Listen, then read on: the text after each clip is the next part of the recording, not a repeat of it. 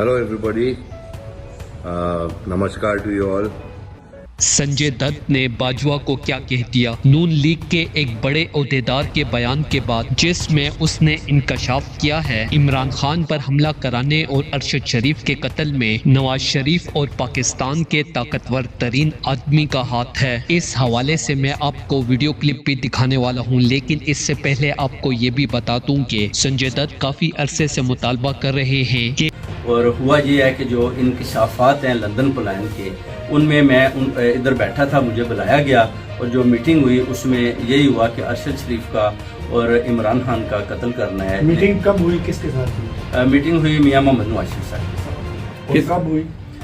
एक पहले 8 जुलाई को हुई, उसके बाद जो है अपना 20 सितंबर को हुई, उसके बाद 29 अक्टूबर को हुई। और उसमें कौन कौन शामिल था मीटिंग? ये अभी ये बता सकते हैं जी? वो मैं नाम इंशाल्लाह बाद में आपको ठीक है। अरशद शरीफ जैसे बहादुर सहाफ़ी के कत्ल पर तहकीकात होनी चाहिए और इसके साथ इमरान खान जैसे अजीम लीडर पर कातिलाना हमले पर भी ऐसी तहकीकात होनी चाहिए कि मास्टरमाइंड को सरेआम सजा देनी चाहिए। पाकिस्तान को ऐसा अजीम लीडर दोबारा नहीं मिलेगा, इसलिए पूरे पाकिस्तान को इमरान खान की हिफाजत करनी चाहिए। इस हवाले से आप ये वीडियो क्लिप फरिश्ते से बेहतर है इंसान बनना, फरिश्ते से बेहतर है इंसान बनना, मगर इसमें लगती है मेहनत ज़्यादा। फरिश्ता बनने के लिए, साधु संत बनने के लिए तो मैं अपना घर बार छोड़ के, दुनिया छोड़ के पहाड़ों पर जा सकता हूँ, तपस्या कर सकता हूँ, मगर इस दुनिया में रह के, इस दुनिया का दुख बर्दाश्त करके, इस दुनिया की मुसीबतों का सामना करके भी एक अच्छा इंसान रहना,